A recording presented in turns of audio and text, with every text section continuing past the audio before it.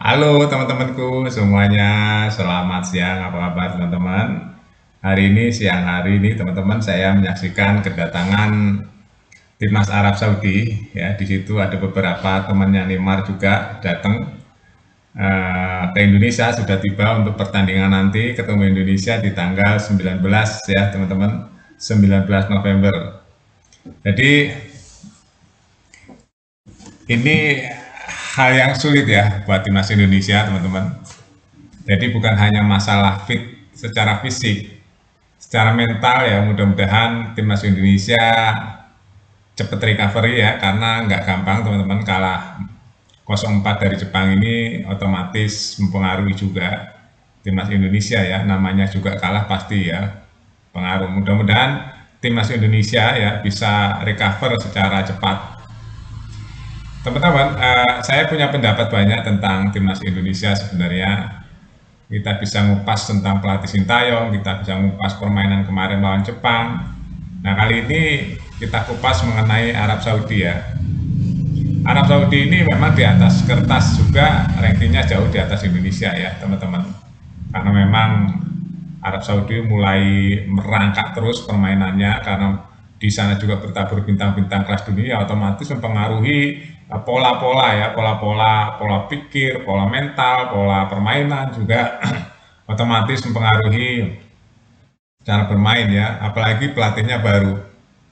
Ya, pelatih Arab Saudi hari ini pelatih yang melatih Arab Saudi saat di Piala Dunia kemarin, teman-teman ya.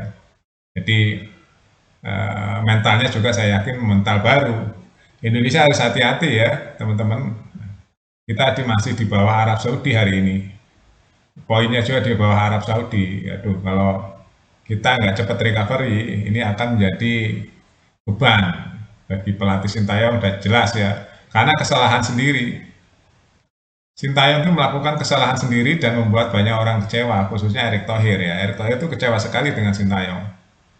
Yang selalu main bongkar pasang, bongkar pasang, bongkar pasang nggak jelas. Akhirnya imbasnya begitu kalah dari Cina sampai ke sini belum selesai ya, permainannya. Kalah dari Bahrain dan Cina itu yang membuat posisi timnas Indonesia hari ini sulit. Karena ya itu tadi kecerobohan Sintayong.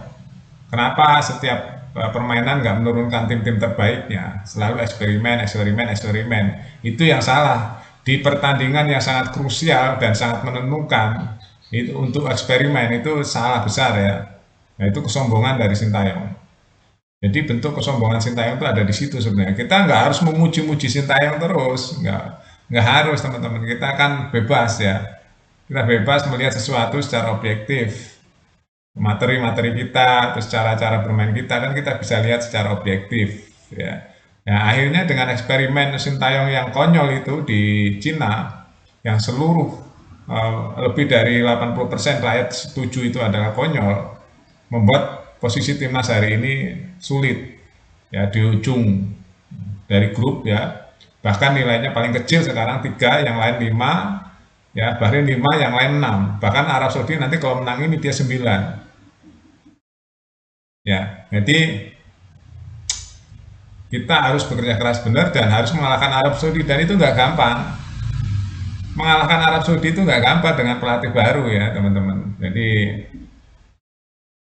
sekarang saya yakin hati Erick Thohir juga dia merasa bersalah kemarin, merasa bersalah dia, ya dia nggak menyalahkan siapapun. Erick Thohir nggak menyalahkan siapapun, menyalahkan dirinya sendiri.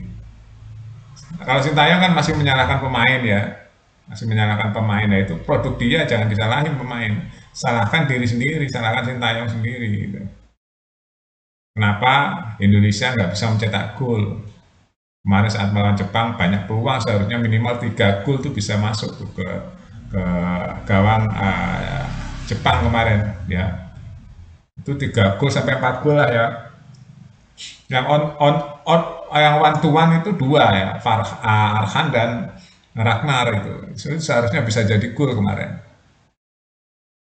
Jadi memang ada beberapa permainan-permainan yang menurut saya agak-agak konyol ya Sintayong ini. Membuat posisi Indonesia targetnya bisa main Piala Dunia menjadi kesulitan hari ini. Sulit sekali hari ini. harus menyapu bersih pertandingan-pertandingan, kalau enggak kita akan tersingkir. Ya, makanya Erick Thohir tuh tertekan sekali waktu kemarin ketemu Gibran ya. Minta maaf dia, mohon maaf sama Gibran, hasilnya seperti itu. Kalau lawan Jepang oke kita kalah lah, nggak masalah lawan Jepang. Memang Jepang itu luar biasa, dari segala level kita kalah, segala pengalaman, taktikal, skill dan endurance dan sebagainya kita kalah dari Jepang. Itu nggak apa-apa, kalah kita terima ya. Tapi saat melawan Cina, nah disitulah kita merendahkan Cina, akhirnya kita yang dihajar oleh Cina. Itu yang bikin kita hari ini sulit. Kita sulit hari ini posisinya. Mau dikupas dari segi manapun kita agak-agak kupasnya benar-benar saya bilang kemarin ya, kita kalau ingin lolos kita harus presisi semuanya. Bahkan kemarin kalau kita mau mengalahkan Jepang, permainan itu harus presisi, larinya kenceng, akurasi, tembakannya harus akurasi, latihannya yang benar gitu ya, latihannya yang benar. Itu kan semua dari hasil latihan ya teman-teman, dari hasil latihan. Oh, ada bilang ya iya memang rankingnya jauh. Kita udah dari sudut apapun kalah. Ya, melawan Jepang itu sulit sekali. Sulit memang kita beda kelas melawan Jepang itu saat ini ya nggak tahu nextnya beda kelas. Tapi untuk lawan yang lain ya kita juga beda kelas juga rankingnya paling rendah kan kita. Ya kita harus tahu diri juga. Tapi ya kita ada peluang tuh saat lawan Cina, penguasaan bola dan sebagainya kita menang. Kenapa kita bisa kalah? Di situ loh yang bikin kita ribet hari ini tuh saat melawan Cina itu. Soalnya kita kalau Cina aja kita menang ya, kita udah dapat 6 poin hari ini. Ya, terus Bahrain kita juga menang saat itu, udah jelas-jelas di ujung tanduk itu, apa di ujung permainan ya, kita menang udah 9 hari ini kita. Jadi effortnya nggak sulit lagi, tinggal cari berapa poin lagi di home kita bisa lolos Piala Dunia. Ternyata strategi meleset di situ karena ada sedikit menggampangkan ya dari strategi Sintayong. Jadi itu teman-teman ya, Arab Saudi kita harus benar-benar fokus sama seperti menganggap Jepang. Kita bahkan harus lebih berlipat-lipat nih untuk memenangkan pertandingan di home melawan Arab Saudi. Ya jangan anggap enteng tuh. Jadi semua harus ditempatkan pada posisinya yang presisi. Apakah nanti Hilger bisa dimainkan, Kevin Dick bisa dimainkan atau enggak nih di tanggal 19. Ini yang kita tunggu infonya ya teman-teman. Jadi Erick Thohir saya yakin tertekan sekali hari ini ya, karena Erick Thohir nggak mau menyalahkan yang lain, menyalahkan diri sendiri. Itu yang bagus tuh begitu pemimpin. Oke lah teman-teman ya, kita nggak bahas satu-satu ya. Intinya secara makro aja bahwa posisi Indonesia hari ini sulit. Kita menghadapi Arab Saudi yang juga dia pernah masuk Piala Dunia dan pemainnya juga bagus-bagus juga. Sekarang udah darah pelatih yang baru.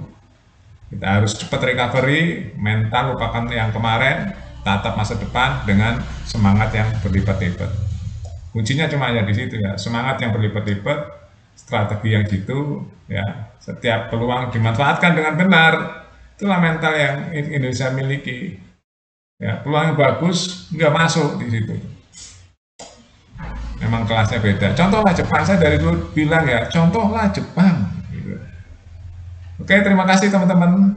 Kita update terus lagi berita-berita di Buat Makan TV. Sampai jumpa.